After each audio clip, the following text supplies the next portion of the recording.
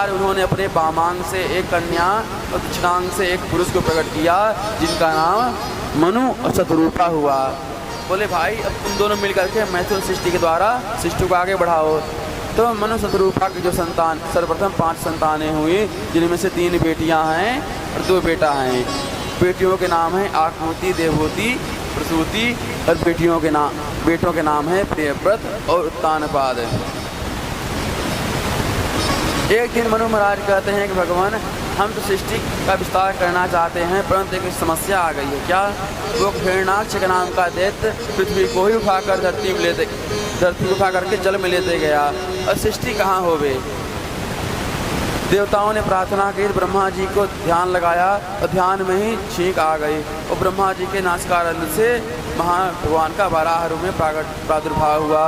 बोल वराह भगवान की जय।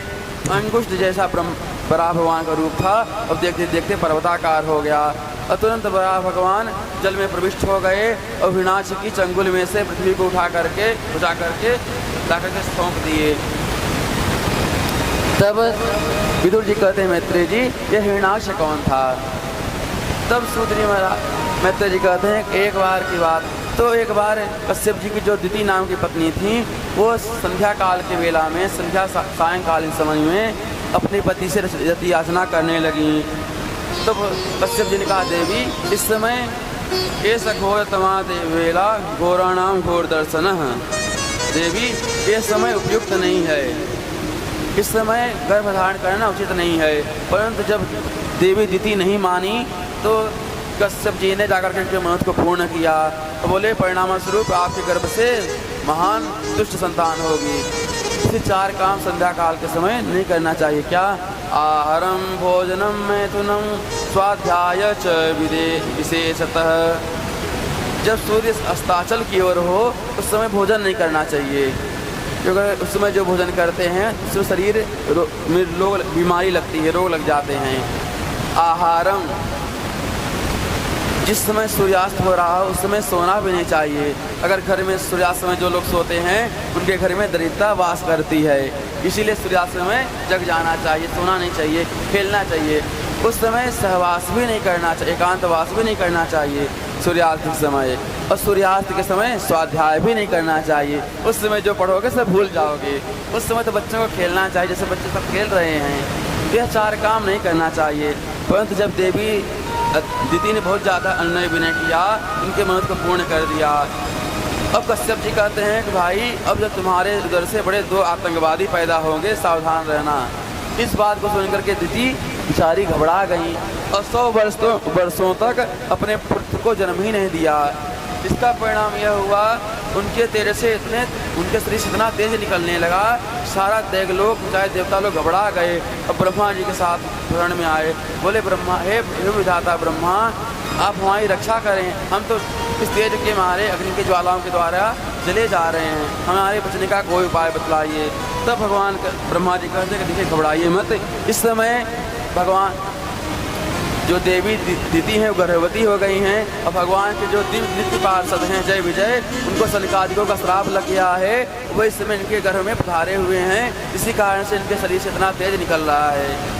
तब विदुर जी कहते हैं कि हे मैत्रेय जी क्या कारण था? भगवान के भक्त सनकादिकों ने उन दोनों पार्षदों को जय विजय को 3 जन्म राक्षस बनने का श्राप दे दिया। बोलिए राधे राधे राधे। तब ब्रह्मा जी कहते हैं कि एक बार की बात है, हमारे जो मानस पुत्र हैं सनक, सनंदन, सनातन, सनात कुमार, ये चारों भैया भगवान नारायण का दर्शन करने के लिए गए। जब अंतिम बार आया तो वहाँ पर भगवान के जो मुख्य पार्षद थे जय विजय, इन्होंने भगवान के से मिलने के लिए रोक दिया, इसीलिए कुपित हो गए। भगवान की माया के प्रभाव से इन दोनों को क्रोध आ गया। बोले मूर्खों, तुम मुझे रोकने का प्रयास कर रहे हो, मैं तुम्हें श्राप देता हूँ, जाओ तुम 3 जन्म के लिए राक्षस बन जाओ। और सनकादिकों के साथ से ही वही जय विजय इस समय दिति के गर्भ में आ गए हैं, इसी कारण से इनके तेज से शरीर से इतना तेज निकल रहा है। समय आने पर उन बालकों का जन्म हुआ और जन्म से बेचारे बड़ा पराक्रमी थे, बलिष्ठ थे, क्योंकि भगवान के पार्षद हैं ना, इसलिए बड़े पराक्रमी हुए। एक दिन छोटा भाई हिरण्याक्ष जो था, 2 दैत्य प्रकट हुए जिनका नाम था हिरण्यकशिपु और हिरण्याक्ष। एक दिन छोटा भाई बोला, भैया बड़ा पराक्रम विधाता ने बहुत दिया है, परंतु आज तक तो कोई लड़ने वाला नहीं है, इसलिए मैं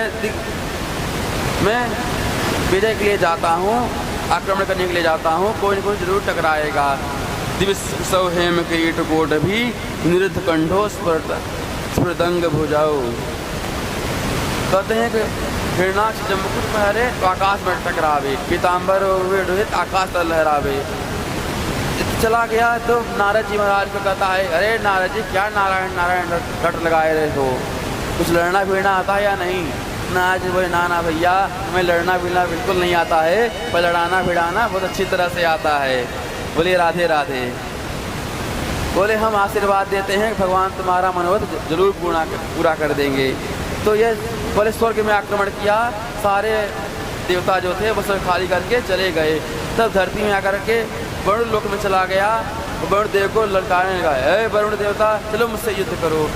वरुण जी ने सोचा कि इस दुष्ट से पिंड छोड़ाने में ही भलाई है। वरुण जी ने कहा, भैया जब तुम्हारी उम्र के थे ना, हमारे लड़ने में हाथ में बड़ी खुजली मचती थी, परंतु तब हम बूढ़े हो गए हैं, अब युद्ध करना हमारे बस की बात नहीं है। हम आशीर्वाद दे, तो वरुण देव का भी अपमान करके आ गया। वो वरुण जी बोले, हम आशीर्वाद देते हैं आज सायं तक में कोई न कोई तुमसे लड़ने वाला अवश्य ही मिल जाएगा।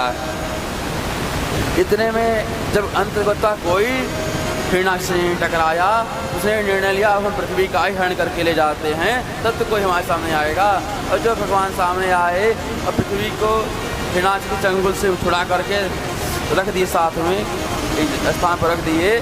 तब भगवान हिरणाक्ष कहता है, अरे जंगली सुअर कहीं के खड़ा रह। भगवान सुने ही नहीं। अब जब भगवान यथा स्थान लग भूदेवी को रख दिए, तब कहते हैं, कहिए श्रीमान क्या कह रहे थे?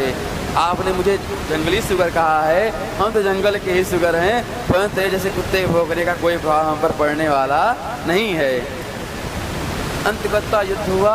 इस युद्ध में बड़ी माया हिरणाक्ष ने दिखाई, परंतु मायापति के सामने कोई माया भला कैसे चल सकती है। अंतगत्ता भगवान ने युद्ध करते करते जो घुमा करके थप्पड़ के मारा, सो रक्तपान करता हुआ हिरणाक्ष राम से जल